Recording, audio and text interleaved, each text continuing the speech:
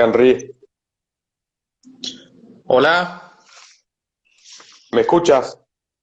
sí, escucho bien. Perfecto. Bueno, arrancamos entonces, estamos arrancando 2 minutos antes de lo previsto. Bueno, la idea, para los que se vayan a ir sumando a esta transmisión y los que vean después la entrevista, decidimos junto con el grupo de delegados de la JOTCA y el presidente de JOTCA, con Henry, decidimos empezar o iniciar este ciclo de entrevistas con miras al Congreso de JOTCA, es decir, el Congreso que va a elegir las nuevas autoridades del Comité Directivo de la Organización Juvenil de la Organización Demócrata Cristiana de América, que estamos viendo de acuerdo bueno, lo van a decidir un poco los delegados, pero estamos programando para la primera o segunda semana de diciembre. Igualmente ahora lo vamos a conversar. Bueno, Henry es el actual presidente de JOTCA, es licenciado en Relaciones Internacionales, es padre de un hijo, actualmente está como director de asesores de la bancada del Partido Unidad Social Cristiana en Costa Rica. Y tu última no incursión política, sino tu último gran, digamos, proyecto fue el lanzamiento como candidato a alcalde de Alajuelita, ahí en San José, en Costa Rica. Ese es un muy breve, digamos, resumen de quién es Henry, con quien vamos a estar charlando ahora. Arrancamos por el principio. ¿Cómo llega Henry al Partido Unidad Social Cristiana, al PUSC? Bueno, Lucas, muchas gracias por la oportunidad de participar en esta entrevista y un saludo a todos los que nos ven y nos escuchan. Un abrazo a todos desde Costa Rica. Aquí son ya las 7 de la noche y sé que en otros países donde nos están viendo, pues ya es un poco más tarde. Y vale la pena mucho agradecerles por su sintonía. Bueno, efectivamente, yo empecé en el Partido Unidad Social Cristiana hace aproximadamente unos 12 o 13 años. Eh, a pesar de la edad, tengo 34 años, pero siempre me ha gustado mucho la política. He sido siempre muy participativo desde que estaba en el colegio y en la universidad y decidí venir a la Asamblea Legislativa cuando estaba haciendo mi práctica profesional de la universidad. Estudié Relaciones Internacionales en la Universidad Nacional de Costa Rica. Posteriormente estudié Administración de Empresas en una universidad privada y tuve la oportunidad de, luego de hacer la práctica, pedir un permiso para seguir viniendo a la Asamblea a aprender el oficio de asesor como un asesor ad honorem. Así me mantuve durante 3 años aproximadamente, hasta que en el 2010 tuve la oportunidad de que formalmente me contrataron y a partir del 2010 a la fecha he pasado por muchas etapas dentro de la Asamblea Legislativa. He sido asesor de comisiones, asesor en el plenario legislativo, estuve un año en la presidencia de la Asamblea Legislativa y a partir de este periodo, de hace 2 años, en el 2018, pues asumí como director de asesores de la fracción del Partido Unidad Social Cristiana. Pero en el interín, digamos, de esos 10 años, también me involucré mucho en la política electoral dentro del partido. Me metí en los procesos de juventud a lo interno del Partido Unidad. Eso me permitió llegar a ser presidente a nivel nacional de la juventud del Partido Unidad Social Cristiana. Y también a raíz de eso, pues entonces empecé a conocer e involucrarme más con las organizaciones de juventud que en otros partidos socialcristianos y demócrata cristianos teníamos en toda América o tenemos en toda América. La JOTCA me ha permitido tener una visión mucho más amplia de lo que significa la democracia cristiana, de lo que significa ser social cristiano, y eso para mí es muy valioso porque provengo de un cantón muy vulnerable, donde existen situaciones sociales muy complicadas y saber de que en otros países se tienen las mismas necesidades y las mismas perspectivas es para mí muy importante. Me permitió llegar a ser presidente de la JOTCA durante estos 2 años, 2 años y medio ya aproximadamente. Y bueno, ahora volvimos a retomar un poco el liderazgo en la organización para tratar de reactivarla de cara a nuevos procesos que vienen. Bueno, eso creo que lo vamos a hablar un poquito más adelante. Termino haciendo la introducción contándoles que luego de eso, en la campaña del 2018, participé en los procesos internos como precandidato a diputado por la provincia de San José y finalmente en este año, en febrero del 2020, estuve participando como candidato a alcalde en el cantón de La Juelita, que es de la provincia de San José. Como les decía, es un cantón de 21 kilómetros cuadrados, pero con más de 90,000 habitantes, con uno de los índices de desarrollo social más bajos del país.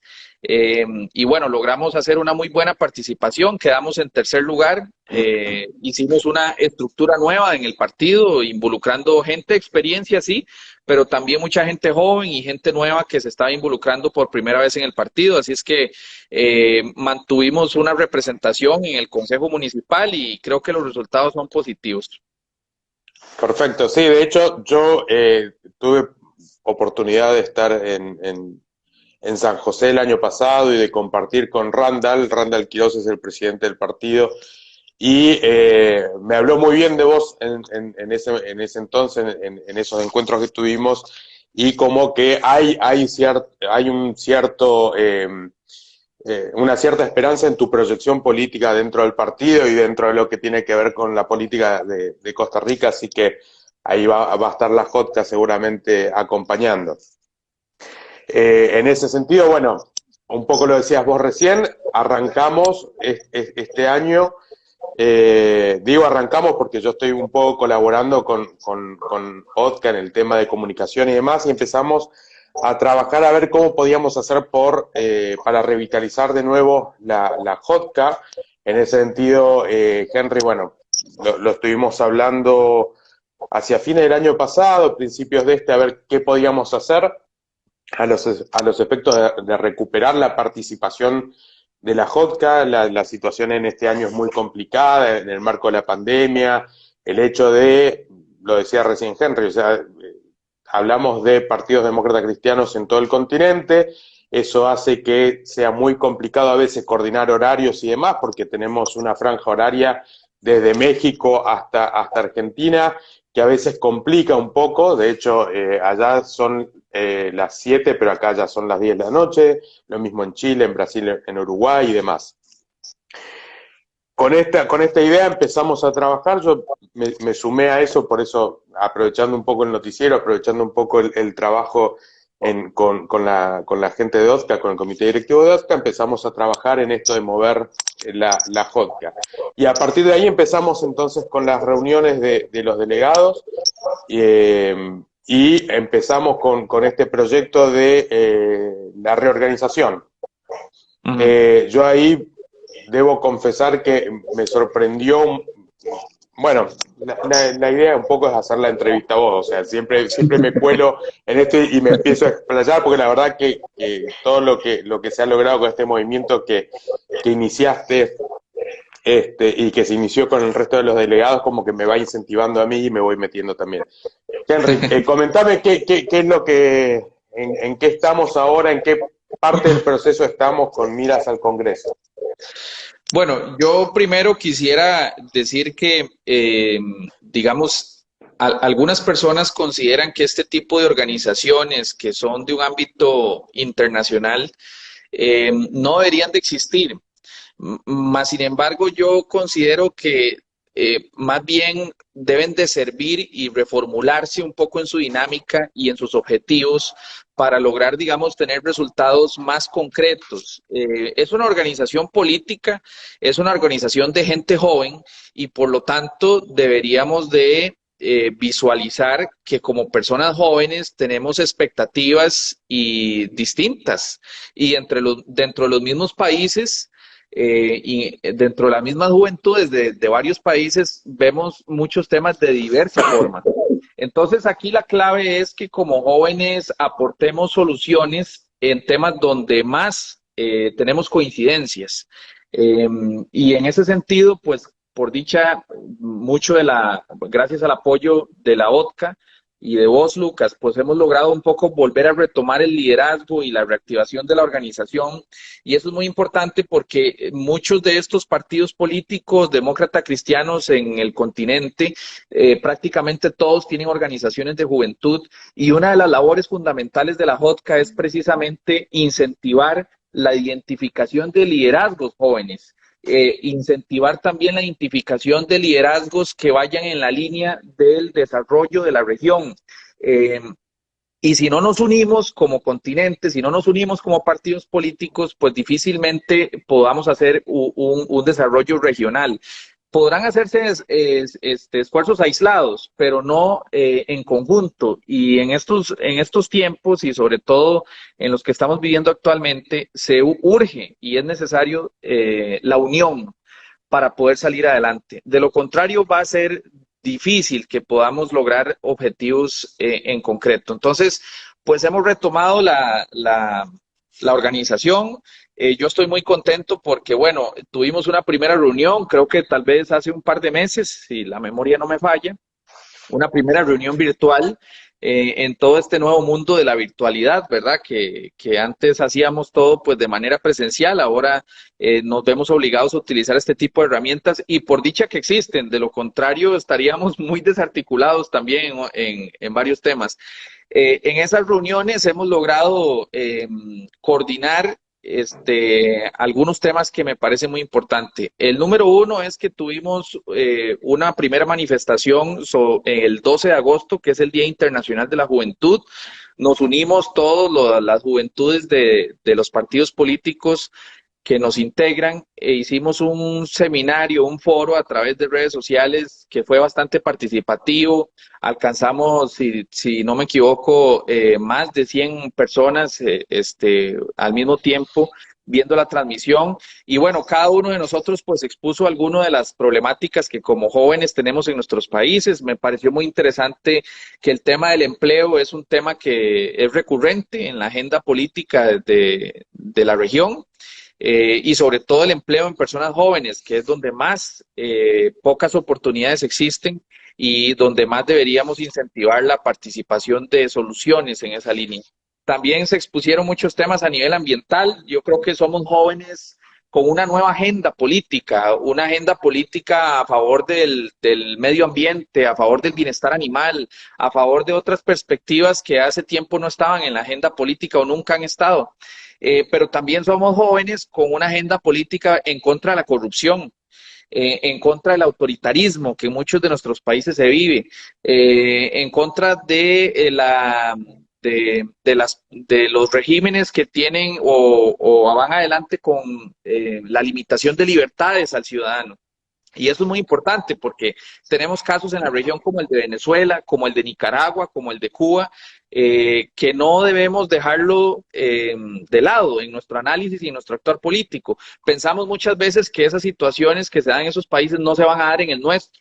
En Costa Rica vemos esos temas muchas veces a lo lejos. Sin embargo, cada vez más la tendencia es a favor de personas populistas, que ya sea de izquierda o de derecha, tienen liderazgos negativos y van por una línea negativa que poco le ayuda al desarrollo de los ciudadanos. Entonces, precisamente para eso tiene que servir la organización. Hemos también conformado 3 comisiones de trabajo.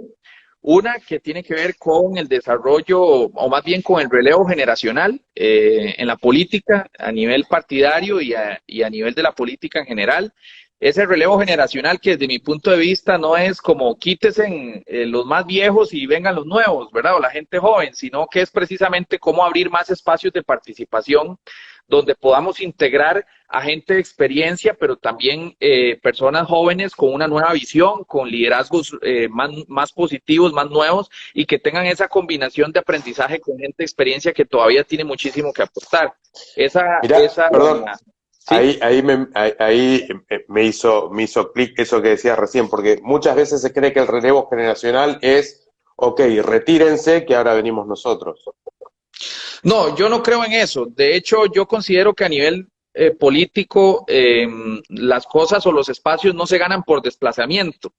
Es decir, no se trata de eso. Quítesen todos los viejos y vengan todos los jóvenes, ¿verdad? De hecho, en Costa Rica tenemos una experiencia con el gobierno actual del Partido de Acción Ciudadana, donde se le dio mucho espacio a participación de personas jóvenes, pero muchas de ellas tampoco estaban muy preparadas para asumir los puestos de toma de dirección y de toma de decisiones. Entonces hemos entrado, inclusive hay una discusión en Costa Rica sobre el tema de si los jóvenes realmente hicieron un buen papel o no en el gobierno, ¿verdad?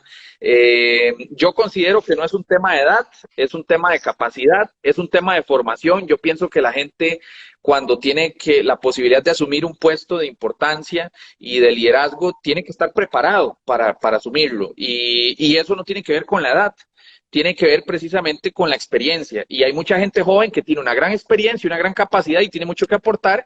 Y también hay gente de mayor edad que tiene todavía, a pesar de sus años y que ha ocupado muchos puestos, pero tiene la capacidad todavía de estar actualizado en los temas y de aportar también. Entonces yo lo que creo es en la combinación, digamos, de hacer un buen equipo de trabajo a lo interno de los partidos políticos y sobre todo de los partidos que tienen vocación de gobierno.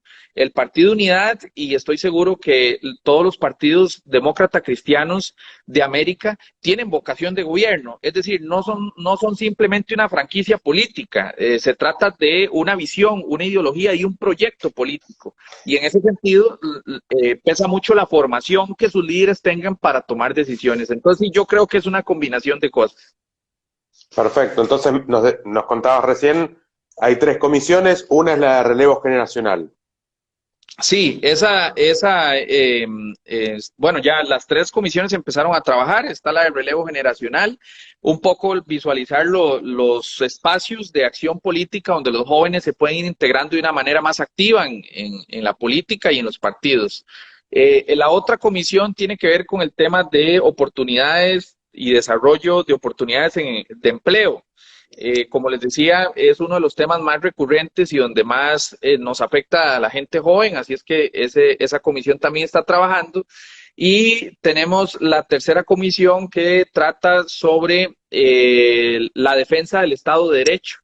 Que eso me parece muy importante, las libertades democráticas, todo lo que tiene que ver con derechos civiles y políticos. Es decir, nosotros somos una organización contraria a todo lo que limite la libertad de participación política, la libertad de expresión y todo lo que sea en contra de los principios y valores democráticos.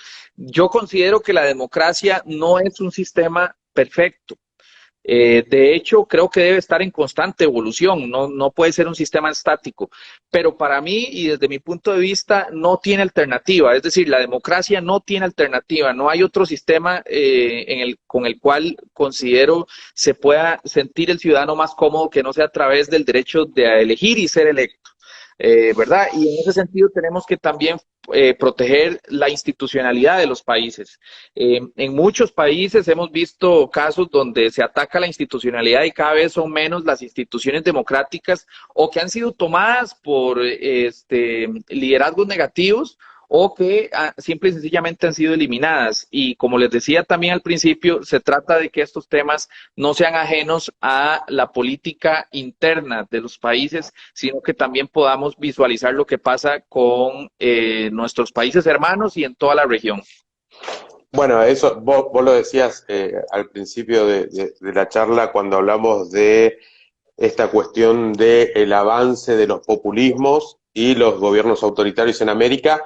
Esto lo hemos visto obviamente en Cuba. De hecho, hoy el Movimiento Cristiano de Liberación está cumpliendo 32 años de fundado. Su líder Osvaldo Payá fue asesinado por la dictadura cubana. Tenemos a los amigos de Venezuela, donde la situación es bastante grave. Tenemos a los amigos de Nicaragua, que también vienen llevando adelante este enfrentamiento con este gobierno orteguista que no se ha convertido en una dictadura, pero no le falta nada prácticamente para hacerlo.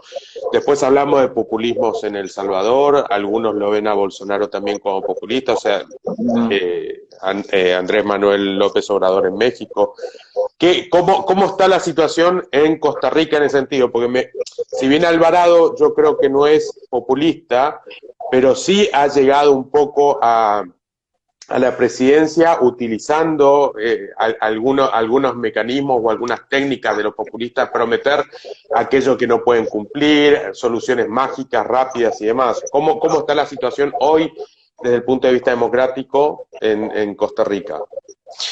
Bueno, yo creo que hay que analizarlo en el contexto actual que vive el mundo, y es que también el tema de la pandemia provocada por el COVID-19, pues también ha provocado y ha tenido un efecto multiplicador de presidentes o gobiernos con corte populista.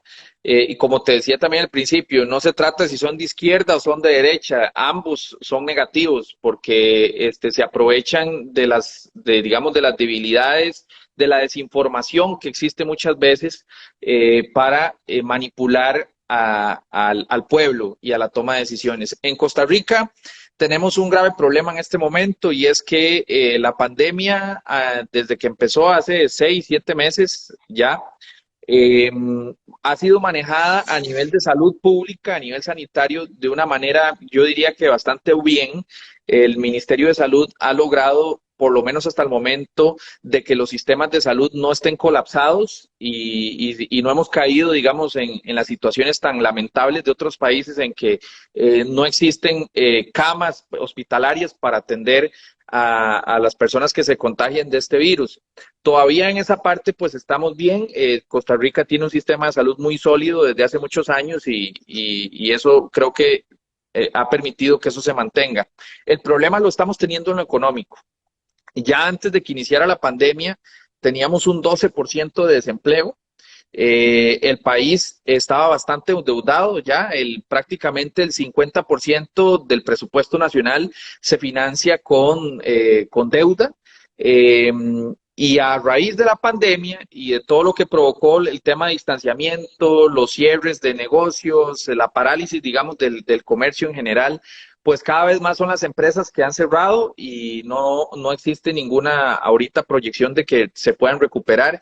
Y el desempleo ha pasado de un 12% hace 6, 7 meses a prácticamente un 25, casi un 27% en 7 meses. La situación Y económica además, está muy perdón, dura. estamos hablando de un país que, digamos, una de sus mayores ingresos de divisa es el turismo, que es lo Exactamente, primero que congeló, digamos, la pandemia. exactamente. Nosotros le llamamos la gallina a los huevos de oro, digamos, ¿verdad? En nuestro país. El turismo es muy importante para la economía. Le hemos apostado además al turismo internacional. Eh, y eso, al cerrar fronteras, nos ha golpeado fuertemente, y además el problema es que no hemos tenido medidas para atender a las empresas, atender al comercio y atender al ciudadano en general que se está quedando sin posibilidades de producir. Uno de esos ejemplos es que de ahí no se le ha podido ayudar a ciertas transnacionales, a ciertas empresas, a que, por ejemplo, se les subsidie la factura eléctrica. Que es uno de los grandes costos de producción que en el país tenemos. Entonces, digamos, tenemos una institución que se llama el Instituto Costarricense de Electricidad, que sigue funcionando, pero que no ha tenido políticas de atención para la pandemia, ¿verdad? Y eso ha provocado que cada vez sean las empresas que cierran. Entonces, te contaba de que la situación económica es bastante grave. Además, estamos a las puertas a fin de este mes de negociar un acuerdo stand-by con el Fondo Monetario Internacional con aproximadamente 2.500 millones de dólares.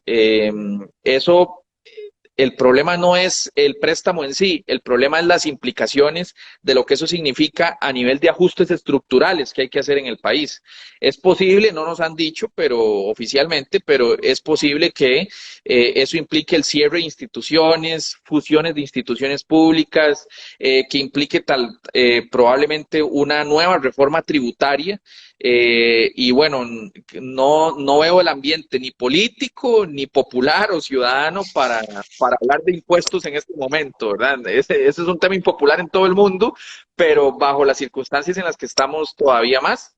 Entonces, el manejo económico del gobierno ha sido muy débil, no han sabido cómo reactivar la economía. No han hecho propuestas concretas sobre cuál es el plan o cuál es la hoja de ruta para la reactivación económica del país y entonces se han inventado algunos bonos asistencialistas para las personas que se han quedado sin empleo, pero no son permanentes en el tiempo. Es decir, está bien que se le ayude a la gente que lo necesita. Ese es uno de los principios fundamentales del social cristiano, ser solidario, pero el problema es que eso tiene que ir de la mano con un programa o con una ruta de reactivación económica para que esas personas vuelvan a tener empleo y vuelvan a tener un empleo formal que les permita, por ejemplo, tener acceso a la seguridad social y a otros servicios. Entonces, la situación económica está bastante compleja en el país. Siento que el presidente Alvarado no lo veo como consciente de esa situación, como realmente preocupado de la situación económica, y cada vez nos estamos endeudando y endeudando más con organismos internacionales y la situación pues en la línea económica creo que ya se está tornando crítica. Vamos a ver qué resulta de la negociación del fondo. Todo tiene que pasar por la Asamblea Legislativa. También nos acercamos, a pesar de que todavía falta, estamos a mitad de gobierno, pero nos acercamos al inicio de los procesos electorales de renovación de estructuras a lo interno de los partidos y eso también puede meter un poco de ruido en la dinámica de las negociaciones que se den. Así es que la situación se torna compleja, digamos, no voy a mentir. Ok, entonces esa es la última parte. Quiero saber a ver cómo sigue después tu carrera política en Costa Rica una vez que terminemos con el proceso de renovación de JOTCA, pero ya vamos a llegar a eso. Henry, bueno, vos me decías, yo porque obviamente tengo información, entonces por eso puedo preguntar, tenemos entonces estas tres comisiones a las cuales vos hacías mención recientemente, están trabajando. Vos propusiste una agenda que a mí en lo personal me sorprendió y me gustó. ¿Cuál es la agenda que propusiste, digamos, a los delegados con miras al Congreso, que tiene que ver con estas comisiones? Sí, la Y intención vamos sería... adelantando a la gente de paso. Sí, la intención sería de que de aquí al mes de noviembre estamos trabajando para programar 3 eventos virtuales, uno por cada una de las comisiones de trabajo que comentamos al principio, donde se expongan no solo la problemática, sino también posibles posiciones, soluciones o temas que sean de interés para toda la región en función de cada uno de esos temas y que podamos proponer oficialmente a nuestros partidos políticos, ¿verdad? La idea es hacer por lo menos un evento donde además participen figuras de todos los países, convocar a algunos expresidentes, gente de peso que sepa sobre los temas también y que nos den también alguna orientación y con base en eso construir en cada uno de esos eventos pues una propuesta en concreto que le presentaríamos a nuestros partidos para eventualmente recoger todo el producto que salga de esos eventos y esas propuestas, recogerlas y finalmente presentarlas en el Congreso de JOTCA, que pues la idea sería de que el Congreso se realice también de manera virtual en la segunda semana de diciembre. Esto permitiría dos cosas. La número uno es posicionarnos en esos 3 temas con propuestas concretas y oficiales. El segundo es que permitiría la renovación de lo que ha sido, digamos, el comité directivo de la JOTCA. También tenemos algunas secretarías por región y todas esas secretarías se volverían a reactivar. Espero yo que muchos de estas personas pues tengan el compromiso, digamos, de realmente seguir trabajando durante los próximos 2 años para cumplir, digamos, con el proceso de renovación y de relanzamiento de la organización.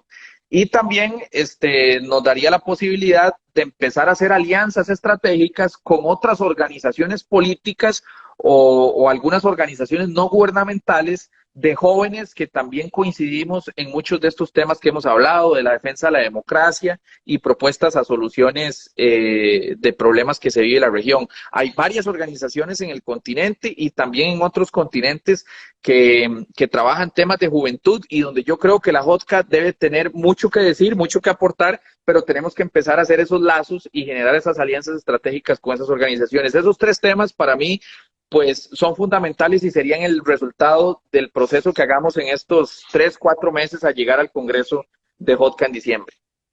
Perfecto. Y ahora sí, supongamos que llegamos a diciembre, pasa el Congreso, ya tenemos una nueva directiva de JOCTA. ¿Qué pasa con la carrera política? Vos recién decías, o adelantabas, digamos, esto de que ya empieza el proceso electoral con miras a las elecciones legislativas en Costa Rica. Entonces, ¿cuál es la proyección? ¿Qué idea tenés? ¿Cuál es tu proyecto en ese sentido?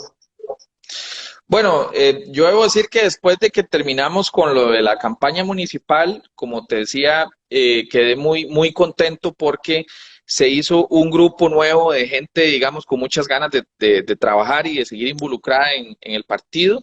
He estado tratando de seguir capacitando, formando y abrir más espacios en mi cantón, particularmente para que más gente se involucre y tratar de colaborar con algunos temas que desde la Asamblea Legislativa he podido gestionar para ayudar, ¿verdad? Pero también eso me permitió pues hacer conexión con diferentes dirigentes de la provincia de San José de otros cantones. San José es una provincia de 20 cantones y nosotros en el Partido Unidad tenemos una manera particular y yo diría que única en Costa Rica para la elección de los candidatos a diputados, y es que no se hace a nivel nacional, sino que cada provincia escoge su nómina de candidatos a diputados. Entonces, he priorizado pues el contacto y las relaciones con otros dirigentes de diversos cantones en la provincia para proponerles un proyecto político que más allá de una aspiración electoral, no lo voy a, digamos, a negar. A mí me gustaría llegar a la Asamblea Legislativa, pienso que puedo hacer un muy buen papel por el partido y por mi país. Y pienso que tengo claridad de qué es lo que llego a hacer a la Asamblea Legislativa. Mucha gente llega a ser diputado y todavía el primer día no sabe muy bien por qué es que está ahí. En mi caso, yo considero que tengo esa claridad de cuál es la razón por la que llego a la Asamblea, y es que pareciera un poco filosófico, pero yo creo mucho en el tema de las oportunidades.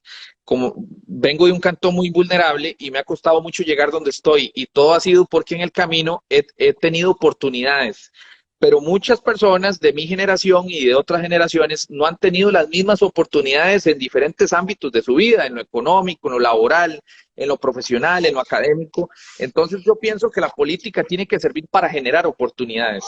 Y en cada uno de los proyectos de ley que se ven en la Asamblea Legislativa, fuera de los temas de control político, en cada uno se puede dejar una huella que marque una oportunidad para alguien en distintas formas, pero eso es posible si uno tiene claridad de cómo se legisla. Entonces, por eso creo que podría ser un buen papel, y la idea es poner a disposición y formar un equipo de trabajo en la provincia para aspirar a una diputación en el 2022.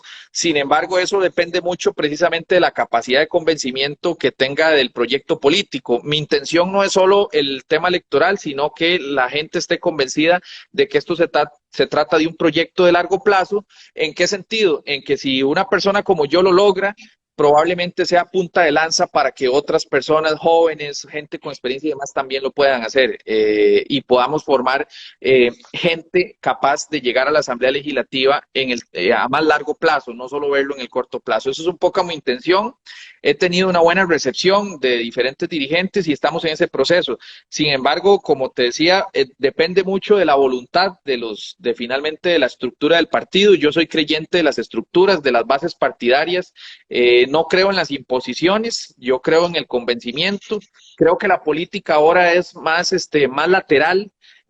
Ya no se trata de que llega un gran dirigente o el máximo líder del partido y dice el que va es fulanito o menganito, sino que ahora se trata de convencer más, ¿verdad? De cuál es la idea y cuál es el proyecto, y en eso es en lo que estoy.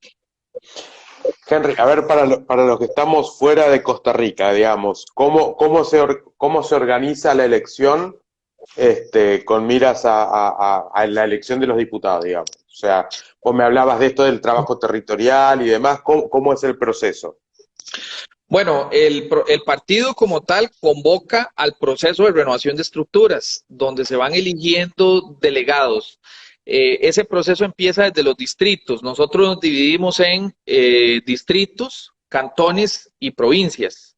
cada provincia elige su nómina de candidatos a diputados, pero entonces por cada distrito se empiezan a generar grupos dentro del mismo partido que van escogiendo mediante una votación abierta, donde cualquier ciudadano puede ir a votar por distintas papeletas, va escogiendo sus delegados. Y luego esos delegados, los que salen electos, dependiendo de la cantidad de distritos en cada cantón, pero esos delegados se reúnen en una asamblea ya no de distrito, sino de cantón, para también escoger sus delegados o sus representantes ante la Asamblea Provincial, que es decir, en el caso de San José, se los pongo así, son 20 cantones, cada cantón elige 5 delegados, quiere decir que la Asamblea Provincial de San José es de 100 delegados, ¿verdad? Y esos 100 delegados se vuelven a reunir en una asamblea provincial donde escogen pues la nómina de candidatos a diputados. Entonces, digamos que uno no podría concentrarse solo en un cantón, sino que tiene que ir a hacer trabajo territorial y de convencimiento en varios cantones para tener posibilidades de tener delegados que te apoyen eventualmente en una candidatura. Es un proceso largo, complejo, pero pero también viendo lo que ha sido el Partido Unidad en la historia, me parece que ha servido para mantener las bases del partido activas. Muchos partidos hacen el tema de nombrar candidatos a dedo, o un candidato presidencial dice quiénes son las personas que van, y puede ser que esas personas tengan mucho que aportar, sean buenas personas, pero hay un desligamen entre esa persona y la base del partido, ¿verdad? O sea, acá el candidato tiene que ganarse al electorado. Exactamente, exactamente. O sea, Y para mí eso es muy no valioso. acomodarse con las autoridades del partido, sino ganarse al electorado, que en definitiva son los que van a poner los votos. Exactamente, y eso es muy valioso porque te da una legitimidad, digamos, electoral. No, como te digo, hay muchas personas que pueden ser electas de otra manera seguro que serán grandes políticos, grandes diputados, con gente muy profesional que tiene mucho que aportar, pero puede ser que muchas de esas personas no tengan esa legitimidad electoral que le da solo un proceso como este, ¿verdad? Entonces, no es un proceso perfecto, de hecho es posible que tengamos una discusión antes de que iniciemos el proceso sobre algunas reformas que se pueden hacer, pero para mí es el más democrático y el que más legitimidad electoral te da. Entonces, por lo menos de mi parte, se trata de jugar con las reglas actuales y de convencer a una mayoría de que Henry Salazar pues es una buena opción. Bueno, ahí estaba viendo un comentario de John Lake que ahí planteaba esto, ¿no? Que sos una gran persona y profesional y vas a ser un gran diputado. O sea, ya te está dando la confianza como... La conozco porque sé que es del partido, así que si ella lo dice, vamos bien. Henry, Muchas gracias. yo no te voy a robar más tiempo. Acá ya son las 10:30, pero bueno, todavía ya en Costa Rica son 7:30, así que queda todavía día laboral y demás. Te agradezco por haberme permitido arrancar este ciclo. Esto lo planteamos en las reuniones de delegados. El objetivo un poco de esto era que vayan conociendo quiénes son los dirigentes de los distintos partidos, que vayan conociendo a los distintos partidos que integran la JOTCA a través de sus ramas juveniles, por eso la JOTCA, y arrancamos obviamente con el presidente de la Juventud de la Organización Demócrata Cristiana de América, que es quien de alguna manera vuelva a impulsar toda la renovación de la directiva y la reactivación de la organización. Así que bueno, gracias Henry también por haberme permitido participar en las reuniones, por permitirme acompañarlos. Me alegra mucho de todo el trabajo que has hecho en estos tiempos. Sé que, como creo que lo dijiste también, o sea, la pandemia y la virtualidad de alguna forma lo que hizo es facilitar un montón de situaciones que, teniendo en cuenta que hablamos de partidos de todo el continente, porque estamos presentes en todo el continente, organizar encuentros de juventud y movilizar gente de 23 países a veces es muy complicado, de 23 partidos. Pero bueno, esto de alguna forma también nos ha ayudado a activarlo, ¿verdad? O sea, yo la verdad me encuentro muy entusiasmado y sé que has trabajado mucho en eso, porque también yo me enganché porque estabas vos con la intención de activar y demás. Y bueno, vuelvo a agradecerte y estaremos trabajando para el Congreso, y después del Congreso estaremos trabajando con Jodka para Henry diputado en el 2022. Ahí hablaremos con Randall ahí también, a ver que dé una mano, que dé una mano a Henry. Bueno, nos despedimos entonces. El viernes que viene, te cuento, vamos a estar conversando con Alan Ávila, del Secretario Nacional de Acción Juvenil, y así iremos todas las semanas, porque como dijiste, el Congreso es en diciembre, así que tenemos varios delegados, más de 20, así que vamos a tratar de hacer unos 2 delegados por semana. Así que bueno, los espero el viernes. Gracias, Henry, y seguimos trabajando entonces. No, muchísimas gracias, Lucas, por la oportunidad. De verdad que me gustó mucho participar y qué bueno que vos nos estás colaborando también en el tema de Vodka. Y muchísimas gracias a Vodka también por creer en este proyecto y creer en la reactivación de esta organización tan importante para la juventud demócrata cristiana de todo el continente. Un gran abrazo a todos, muchas gracias por los comentarios y por los que nos están viendo y nos van a ver y bueno, a la orden desde Costa Rica para seguir trabajando. Gracias. Hasta Buenas luego. noches.